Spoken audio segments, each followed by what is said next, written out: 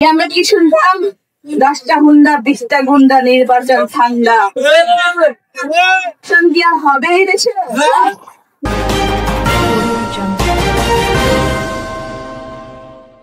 আসসালামু আলাইকুম। বীর চট্টলা টিভি থেকে আমন্ত্রণ জানাচ্ছি। আমি তানিশা সুলতানা আফিফা। ত্রয়োদশ জাতীয় সংসদ নির্বাচনকে সামনে রেখে লক্ষ্মীপুর 4 রামগতি কমলনগর আসনে বিএনপির সংসদ সদস্য পদপ্রার্থী বিথিকা বিনতে হুসাইন প্রথমবারের মতো আনুষ্ঠানিকভাবে নির্বাচনী এলাকায় পথসভা করেছেন।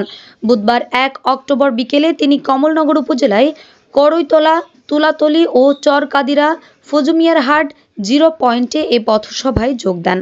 এ সময় তিনি ধানের শীষ প্রতীকে ভোট চেয়ে জনগণের দোয়া ও সমর্থন কামনা করেন। বিথিকা বিনতে হুসাইন প্রয়াত কেন্দ্রীয় স্বেচ্ছাসেবক দলের সভাপতি ও কেন্দ্রীয় ছাত্র দলের সাবেক সাধারণ সম্পাদক শফিউল বারী বাবুর সহধর্মিণী। বাবু ছিলেন রামগতি কমলনগরের মানুষের আস্থার প্রতীক, যিনি তার রাজনৈতিক জীবনে অসংখ্য মানুষকে কর্মসংস্থানের ব্যবস্থা করে দিয়েছিলেন। 2020 সালের 28 জুলাই 49 বছর বয়সে তিনি ঢাকার এভারকেয়ার হাসপাতালে মৃত্যুবরণ করলে এলাকায় শোকের ছায়া নেমে আসে।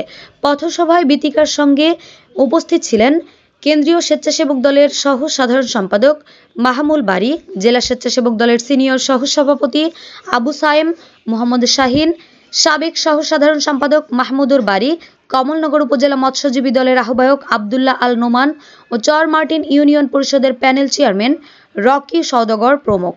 পথসভা পরিচালনা করেন নুরুল করিম মেম্বার ও রেদওয়ান হোসেন। জনগণের উদ্দেশ্যে বিথিকা বলেন, আপনারা যেভাবে বাবুকে বিশ্বাস করেছিলেন, আমিও সেই আস্থা ধরে রাখতে চাই। সুখ দুঃখের সাথী হয়ে আপনাদের পাশে থাকতে চাই। আগামী নির্বাচনে আপনাদের মনোনীত প্রার্থী হয়ে এলাকার সমস্যা সমাধানের চেষ্টা করব। তিনি আরও বলেন, বিএনপি ক্ষমতায় এলে তারেক রহমানের ঘোষিত 31 দফা কর্মসূচি বাস্তবায়িত হবে। এর মধ্যে নারীদের জন্য ফ্যামিলি কার্ড, কৃষকদের জন্য কৃষি কার্ড সহ নানা সুবিধা থাকবে, যা প্রতিটি অসহায় মানুষ শতভাগ ভোগ করতে পারবে। আপনারা অনেকক্ষণ ধরে আজকে সারাদিন ধরে মাঠে রয়েছেন, বৃষ্টি হচ্ছে, উপরে নিচে কাদা, এর মধ্যে আমাদের আজকে সারাদিন কেটেছে। আপনাদের অসংখ্য ধন্যবাদ। আমি আপনাদের দেরি করে আসার জন্য, আপনাদের ওয়েট করার জন্য দুঃখ প্রকাশ করছি। প্রিয় উপস্থিতি, আমরা নতুন বাংলাদেশ চাই। কেমন বাংলাদেশ চাই? সেটা হবে মানবিক, বৈষম্যহীন, প্রতিষ্ঠিত করতে পারবে, অধিকার প্রয়োগ করতে পারবে, সেখানে কোনো বাধা হবে না। আগে আমরা কি শুনতাম? 10টা হুন্ডা 20টা গুন্ডা নির্বাচন ঠান্ডা